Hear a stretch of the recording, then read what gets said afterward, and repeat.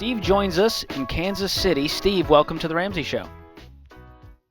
Well, thank you, George. Good talking to you. I was looking for the better than I deserve. Oh, man, if I tried that, Steve, you wouldn't understand the hate mail that would come my way, you know? But one of these days, I'll risk it. Well, hey, George, I got a quick question for you. So here's my scenario. I'm in my early 50s, okay? And so I've got a home with a $95,000 home payoff. I've got right at 7 years left to pay on the home. I have about $85,000 in savings. My question really is, the friends I have that are big into investing, I have one friend that says, pay the house off, don't even question it. I have four other guys that say, oh, no, you want to use their money at 2.5% to pay the home off and then use the $80,000 and invest it, because you can double that in 7 years. And that's about the time I got my house to pay off. So when I do the math, and if I just completely pay it off by each payment, I'm at 145. So if I look at that, I pay an extra 45 or 50 basically. You see what I'm saying? I do the math, and then sure, I have 85 in there. Yeah. So, no, this is. But then the market, yeah. They're not geniuses. They just are looking strictly at math, and that's the problem here. You can't detach the emotion out of this, of the emotion of not having a payment in the world, having zero risk because you own your home outright. So what's your mortgage payment? Mm-hmm. It's right at $1,962 a month. $1,952. 15-year note. Mm-hmm. So let me give you some more math for your buddies if they're listening. You are paying currently almost $24,000 in mortgage payments, and that does not count the interest. So the question is, if you had an extra $24,000 plus to invest, how wealthy could you become? I'm right there with you. That's how I feel about it. I mean, I'm just saying, if we want to talk strictly math, that's not even talking about the emotional freedom of having not a payment in the world. So I understand what your buddies are saying, and they're really into investing. Mm-hmm. And so, of course, they think, well, why wouldn't you borrow as much money as possible and invest it into the market? That's what they're saying. But as we're seeing with the stock market, do you want that level of anxiety?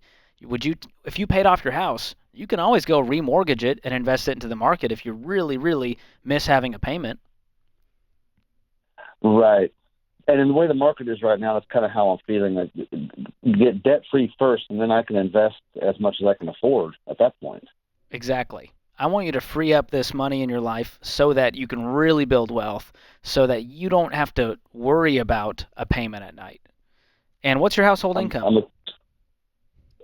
So give or take, we're right at $200,000 take home. Woo, man! Are you guys baby steps millionaires? Well, that's funny you say that. I have my brand new book sitting here. Now, we've always been pretty smart with our money. We have zero debt other than the mortgage. Fantastic. So I just got the book though, and I'm going. I'm a little late getting into this. So we have I'm going to say it's right at $750 in retirement. Awesome. Right now. So I'm thinking if I pay this off this year, which I think is very doable, then I just invest like crazy, right? And then now if I can't afford to, then and we're already putting in 15% of our tax-deferred income as well. Yeah, you're already doing the 15%. So let's focus on the house payoff. And do you have kids that you're saving for college for? Well, we have one, and unfortunately, she says she does not want to do college. So I do have some money. I have some money saved for her, and we have some other ideas as far as starting a business and that. So cool.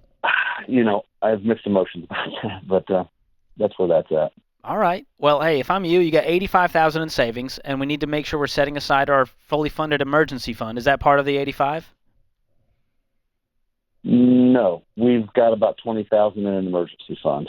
So you could today get down to $10,000 on the mortgage and then clean this thing up within a month or two with your income. That's what I'm thinking. Yeah, and I've got some commissions. I've got a lot of equipment on order. And gosh, I've got in the neighborhood of $175,000 in commissions coming. Wow! This year, without selling one more thing. So I think this is a no-brainer. It absolutely is. Don't listen to your buddies, man. They, of course, are going to look at the market and go, dude, you're an idiot. Why would you pay off your 2% mortgage when you could make 10, Right. 12, 18% of the market? Exactly. Yeah. Well, Right. you can follow their plan, or you could be debt-free, including your mortgage. And personally, I like that plan better as a guy Let who me ask paid you his this. off a month ago. Okay. Let me ask you this. If I put in, and I'm just going to do some simple math, but if I put in, oh my gosh, and just invest like crazy, because I really like to do something a little different when I'm 60 and I'm 54 now. Could I get to that $1 million mark? I would think so. If I'm 750 in it now already. Oh, absolutely. Plus the home. You're going to be there in no time making 200K. I mean, think about how much you can save and the catch-up amounts with your age as you head into your retirement. You're going to be unbelievably wealthy. I think so too within 7 years. Yeah, so I'm not worried about can we make an extra 50 grand by investing in the market. You're going to do fine in retirement if you guys have no payment in the world, including your mortgage. And you got $1 million in retirement. You're going to be all right.